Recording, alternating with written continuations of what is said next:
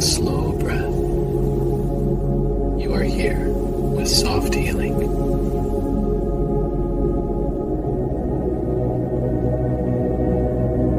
Do you ever lie in bed, staring at the ceiling, your heart pounding, your mind racing a million miles an hour? You're exhausted, you're desperate for sleep, but anxiety just won't let you go.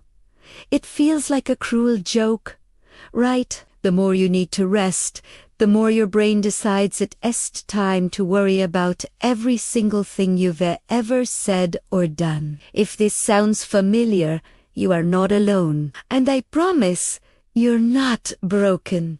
But what if I told you that some of your seemingly harmless evening habits are actually pouring gasoline on your anxiety fire? In this video, we're going to uncover the surprising things you might be doing before bed that are sabotaging your sleep and keeping you trapped in that vicious cycle of anxiety. Stick with me, because we're not just going to identify the problems, we're going to find simple, effective solutions to help you reclaim your nights and finally get the peaceful rest you deserve. First up, and this one might be tough to hear, is your phone.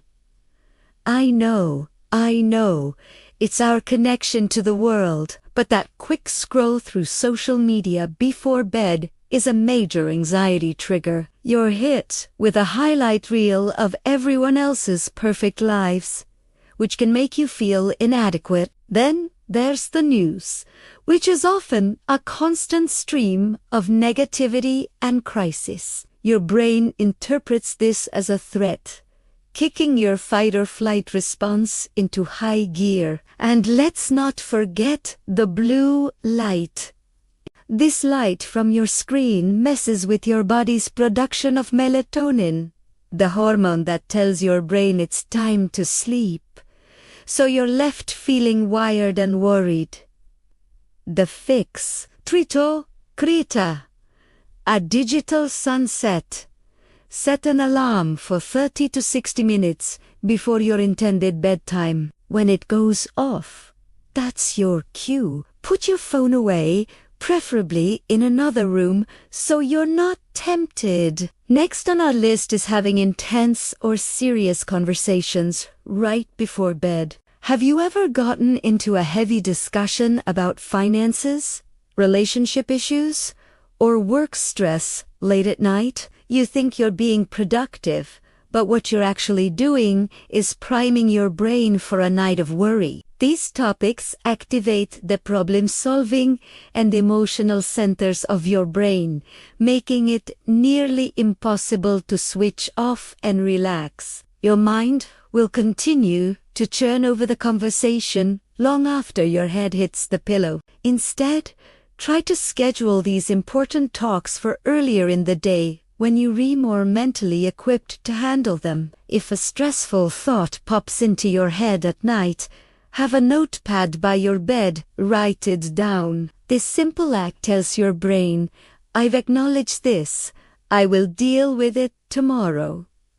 It parks the thought, so you don't have to keep circling it. Let's talk about food and drink. That late-night snack or drink might feel comforting, but it could be a hidden source of your anxiety. The obvious culprits are caffeine and sugar. A coffee, a soda, or even a piece of chocolate can act as a stimulant, making your heart race and your mind feel jittery. Many people don't realize that caffeine can stay in your system for up to 6 hours. But it's not just about stimulants. Heavy, greasy, or spicy foods can cause indigestion, acid reflux, and general discomfort, which your body can interpret as anxiety. You'll toss and turn, feeling physically unsettled, which then triggers mental unease. The solution here is to try to finish your last big meal at least 2 to 3 hours before bed.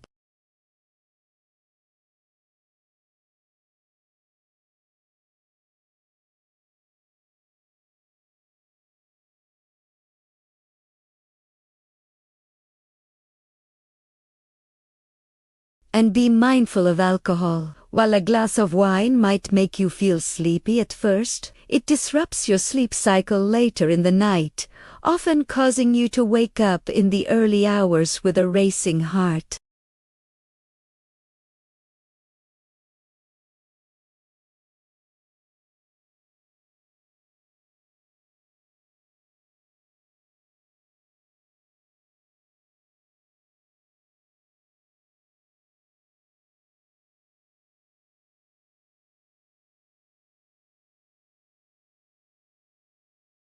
It creates a confusing signal. Instead of thinking bed means rest, your brain starts thinking bed means deadlines and pressure. This can lead to a conditioned form of insomnia where you feel tired all day.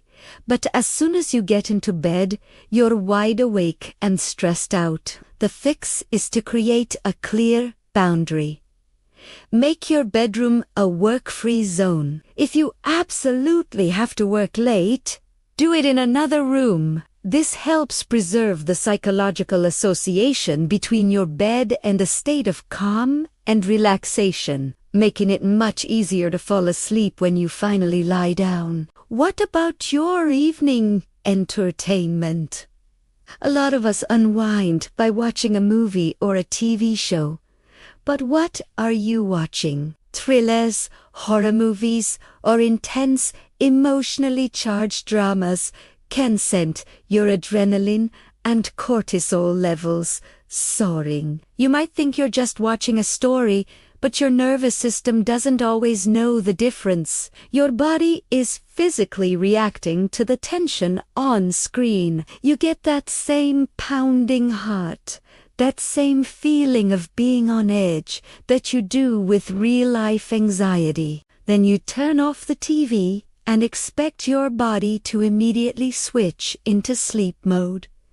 It just doesn't work that way. Instead, choose something more calming for your last hour of the day. A light-hearted comedy, a nature documentary, or even an interesting but low-stakes educational video can be great choices. The goal is to gently guide your mind towards a state of peace, not to jolt it with excitement or fear. Finally, and this is a big one, stop replaying your day and planning your tomorrow in minute detail while lying in bed. This is a classic anxiety trap called ruminating.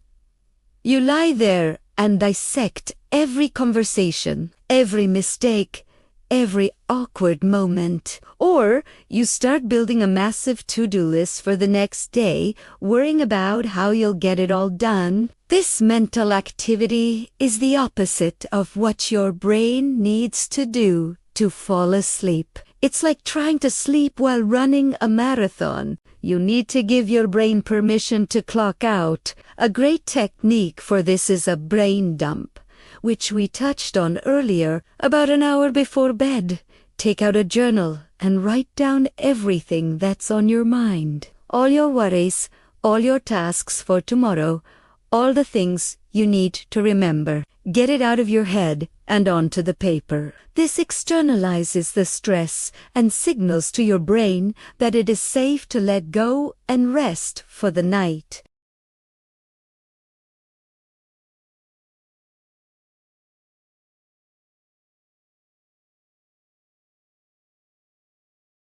Gently guide your attention away from your thoughts and into the present moment.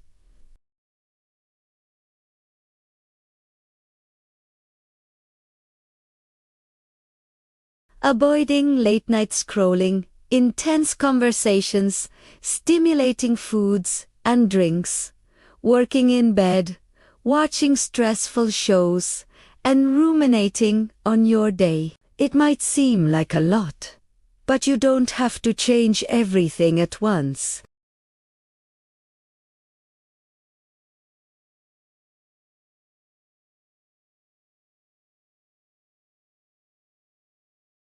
Creating a peaceful bedtime routine is an act of self. It's you telling yourself that your rest is important, that your peace of mind matters,